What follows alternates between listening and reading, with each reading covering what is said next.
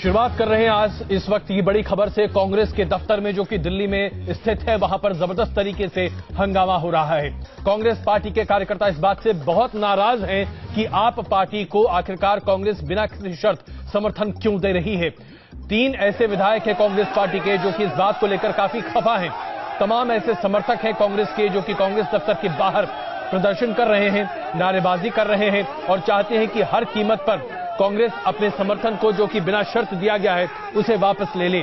Congress party का ये रुख उनके कार्यकर्ताओं को बिल्कुल नागवारा गुजर रहा है कि आम आदमी पार्टी, जिसने कांग्रेस पार्टी की जबरदस्त मुखालिफत की थी, जो तमाम अपशब्दों को इस्तेमाल करती हुई दिखाई दे रही है कांग्रेस पार्टी के खिलाफ और कांग्रेस पार्टी के नेताओं के खिलाफ, उन्हें उनकी सरकार बनाने के लिए कांग्रेस पार्टी क्यों समर्थन देती हुई दिखाई दे रही है। और इसी बाबत कांग्रेस दफ्तर के बाहर जबरदस्त प्रदर्शन चल रहा है, जिसकी तस्वीरें अभी आप अपनी स्क्रीन पर देख रहे हैं। बताया जा रहा है कि कांग्रेस पार्टी के दफ्तर में कुछ शीशे भी तोड़े गए हैं और इसके साथ साथ वहां पर हंगामा भी चल रहा है। ये तस्वीरें आप देख रहे हैं, 2 तस्वीरें अभी अपनी स्क्रीन पर। एक तरफ अरविंद केजरीवाल, जिन्होंने उपराज्यपाल से मुलाकात करने के बाद सरकार बनाने की घोषणा की और कहा कि जल्द ही सरकार बनाएंगे और सरकार बनाते हैं वोट ऑफ कॉन्फिडेंस लेंगे। दूसरी तरफ कांग्रेस दफ्तर के बाहर जबरदस्त प्रदर्शन जो कि करीब 8:15 बजे के आसपास शुरू हुआ और वहां पर बड़ी संख्या में लोग मौजूद हैं और लोग चाहते हैं कि कांग्रेस बिना शर्त दिया गया अपने समर्थन का वायदा पूरा न करे और कांग्रेस जो समर्थन दे रही है उसे वापस ले ले। आप पार्टी को किसी भी तरीके का कोई सहयोग कांग्रेस न करे, ये कांग्रेस के कार्यकर्ता चाहते हैं और इसी बाबत लगातार वहां पर प्रदर्शन चल रहा है और लोग काफी उत्तेजित भी वहां पर दिखाई दे रहे हैं। ये 2 तस्वीरें अभी आप देख रहे हैं लगातार अपनी स्क्रीन पर। और आइए अब आपको दिखाते हैं आप पार्टी के वरिष्ठ नेता मनीष सिसोदिया आखिरकार क्या कहते दिखाई दे रहे हैं। लगता है कांग्रेस पार्टी के इस प्रदर्शन के बाद शायद दूसरे खंबे की जाति अलग होती है, एक नाली एक सड़क की जातियां अलग अलग होती हैं, कोई सीपीडब्ल्यूडी का है, कोई केंद्र सरकार का, कोई राज्य सरकार का, कोई नगर निगम का। ये सबको साफ करने की जरूरत पड़ेगी और इस सबको साफ करने के लिए एक ऐसी लीडरशिप चाहिए जो वास्तव में इसको साफ करना चाहती हो।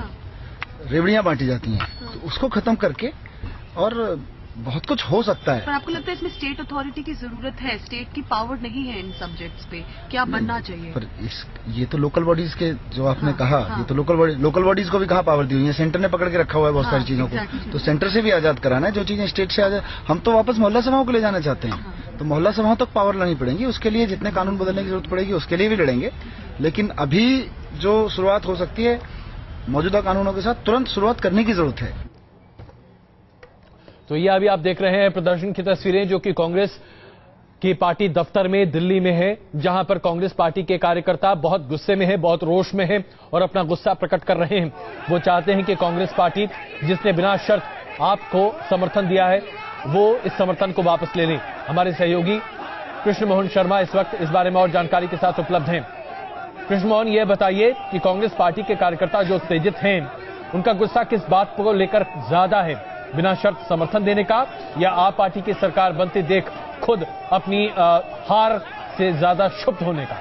देखिए, जो कांग्रेस के कार्यकर्ता हैं उनका ये मानना है कि इतिहास गवाह है उनकी पार्टी के लिए कि जब जब उन्होंने किसी विपक्षी पार्टी को समर्थन दिया है उनका संगठन खत्म हो गया है।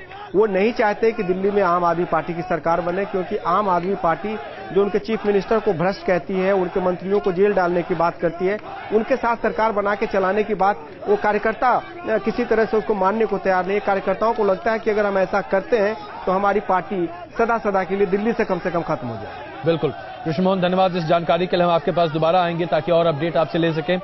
हमारे साथ इस वक्त वरिष्ठ पत्रकार उर्मिलेश जी भी हैं। उर्मिलेश जी, ये जो बगावत के स्वर कांग्रेस पार्टी के बाहर दिखाई दे रहे हैं, उनके दफ्तर के बाहर, क्या आपको लगता है कि ये बगावत आने वाले दिनों में कांग्रेस के लिए वाकई में मुश्किल का सबब बन सकती है?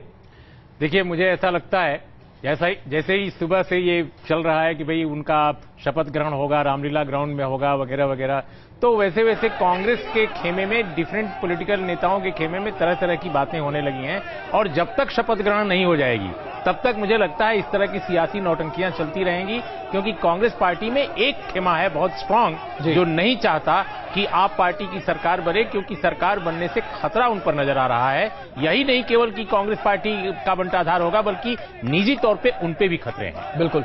तो उर्मिलेश जी, क्या ये आने वाले खतरे की घंटी है क्योंकि कांग्रेस का स्टैंड लगातार बदलता हुआ भी दिखाई दे रहा है। कांग्रेस के प्रतिनिधि आलोक शर्मा जैसे ही हमारे साथ आए, उनसे भी हम इस बारे में पूछेंगे।